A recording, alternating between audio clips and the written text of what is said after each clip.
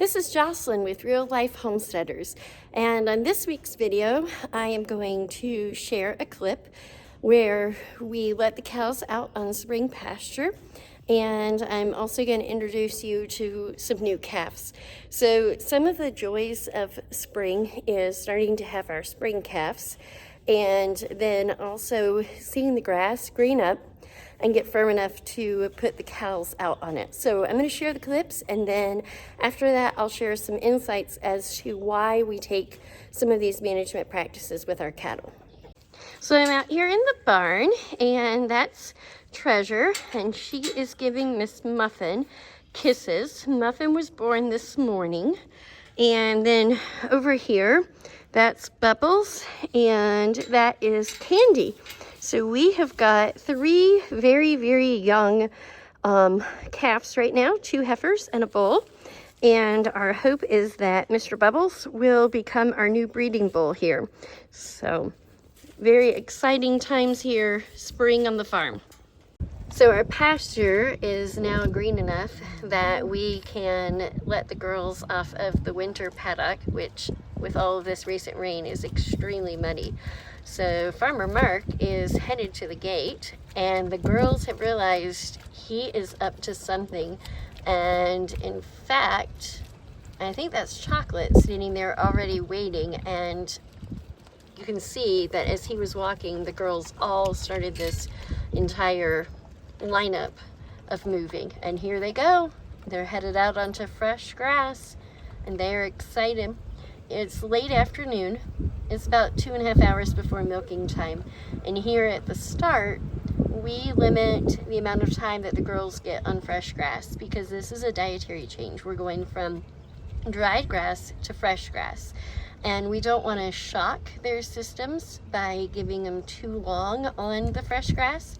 And the easiest way for us is to let them out mid to late afternoon, give them a good 2-3 hours at the beginning, and we do this for the first few days, and as their digestive systems adjust, then we start to increase it and they start getting let out around noontime.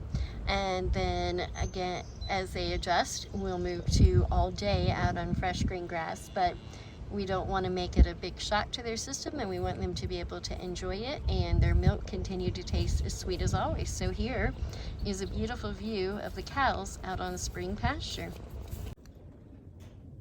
So as we've continued to get more experience with our dairy cows, we have made the decision that we are going to breed year-round, other than avoiding having calves from middle of December to middle of March. So basically we're breeding and allowing them to calf freely for about 9 months, and then we take the bull away depending on our exact timing for somewhere between 2.5 to 3 months.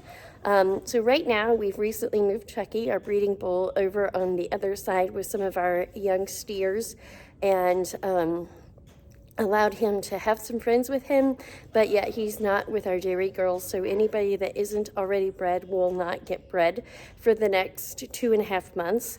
And the reason for this is having winter calves for us in our particular setup is very challenging. In fact, I think in most dairy farms it can be very challenging because your temperatures drop, your calves are born, they're soaking wet, you're trying to make sure that they are inside warm, get dried off, get warmed up.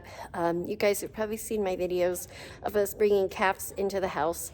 And so one of the things that we are really trying to do and are seeking to do right now is move to not having calves during those more challenging times. Now, not saying that it may not happen. I mean, obviously the bull could get through to the girls, or we have somebody that took at an off time, or we buy a cow in that is bred for that time frame. That's actually why we had winter calves, is because we had cows that we had bought that were already bred. And but having calves now here in April is much, much nicer and much easier. We're getting ready to dip tonight, and we're gonna have a couple of nights of cold snap, but our days are a lot better. So that's one thing. And then also we're able to let the cows get out on green pasture. And so you saw the video clip of us letting the girls out, and I talked about the timing and how we're gonna introduce them. So they're back out on pasture today. And so typically what I do is I record clips and different things during the week, and then I post the video on Friday. So sometimes it's all recorded in one day, sometimes it's recorded over a few days, so you can see things that are really happening here on the homestead. We're not staging it for the video. We are showing you really what's happening on our homestead. So thank you for joining me for this week as we've shared some of our cattle management practices and why we do it that way.